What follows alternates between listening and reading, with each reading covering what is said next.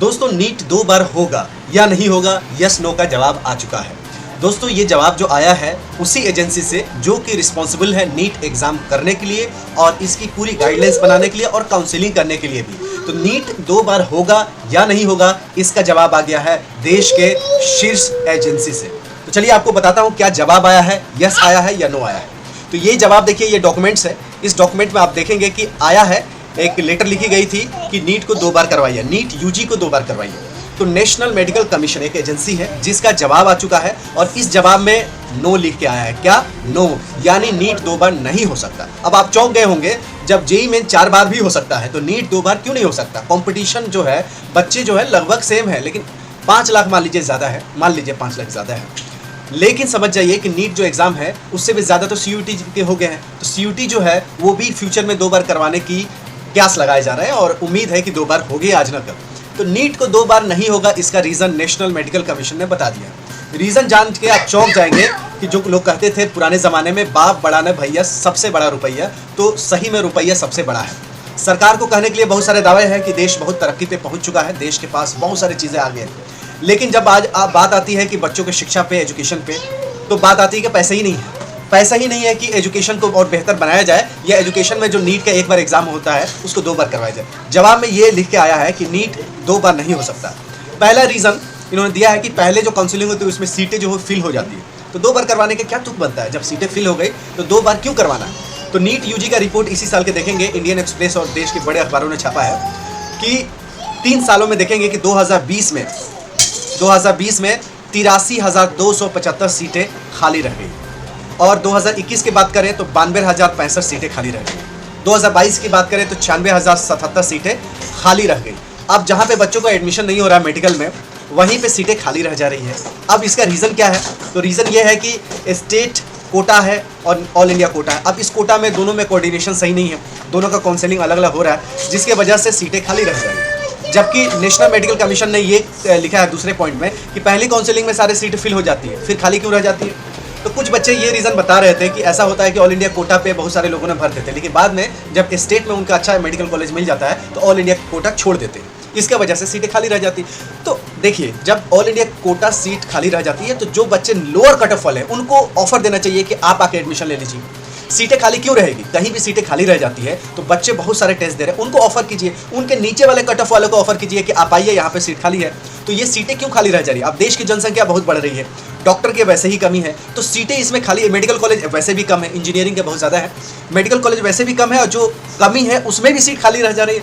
तो इतना तो रॉकेट साइंस नहीं है कि सीट भरी नहीं जा सकती। भाई जो सीटें खाली रहती है वेटिंग वालों को दीजिए, इसमें वेटिंग का सिस्टम निकालिए कि कुछ बच्चे वेटिंग में रहे, तो जिनका वेटिंग में रहे, जैसे रेलवे का टिकट का होता है कि भाई वेटिंग में रहते हैं उनका कंफर्मेशन होता है, आरएसी होता है, उसी टाइप के कुछ सिस्टम बनाइए। रेलवे का तो बहुत सदियों से चल रहा है, तो बाबा आदम के ज़माने से ऑफलाइन एग्जाम हो रहा है, नीट वैसे भी अभी भी ऑफलाइन करवा रहे हैं, ऑनलाइन करवाइए, 2 बार करवाइए। तीसरा इन्होंने रीज़न दिया है कि पैसे नहीं है। एक तो सीट खाली का इन्होंने लिखा है कि सीट फिल हो जाता है, लेकिन एक्चुअल में सीट फिल नहीं होती है।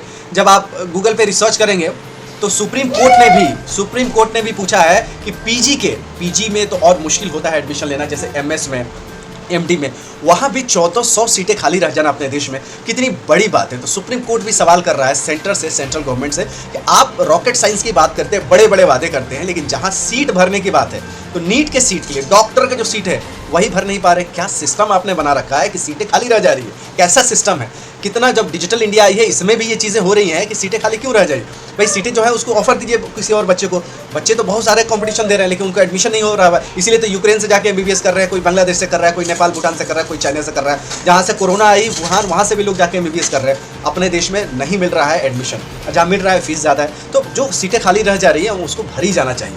तो सुप्रीम कोर्ट भी इसको लेकर बहुत ज़्यादा सख्त हुआ है कि आप सीटें क्यों खाली छोड़ते हैं। तो सीटों का तो जो सिस्टम है इन्होंने जवाब दिया वो गलत है, क्योंकि सीटें बहुत खाली रह जा रही है, ये आप लोगों को भी पता होगा, गूगल में सर्च करेंगे तो पता चल जाएगा, वैसे मैंने डेटा दे दिया। तीसरा, इनके पास पैसे नहीं है, कह रहे हैं कि मेरे पास पैसे ही नहीं है। रैलियों करने के लिए पैसे हैं, बहुत सारी चीज़ें अननेसेसरी करने के लिए, ऐसे ऐसे कानून लाने के लिए पैसे हैं जिससे कोई फ़ायदा ना हो देश को, ऐसे ऐसे चीज़ें लाने की ज़रूरत है।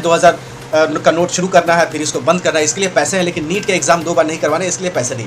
जो आप फीस लेते हैं, फीस में थोड़ा इजाफा करवा दीजिए। मेरे बच्चे क्या है कि देखिए, कहीं ना कहीं किसी न किसी दिन के किसी न किसी, हर दिन किसी की पैदाइशें होती है, हर दिन किसी के ना किसी मौत होती है, पूरी दुनिया में, पूरे भारत में। इसी तरह हर दिन किसी न किसी की तबीयत खराब रहता है। तो जिस दिन नीट का एग्जाम होगा, किसी न किसी बच्चे को तो ज़रूर तबीयत खराब होगा।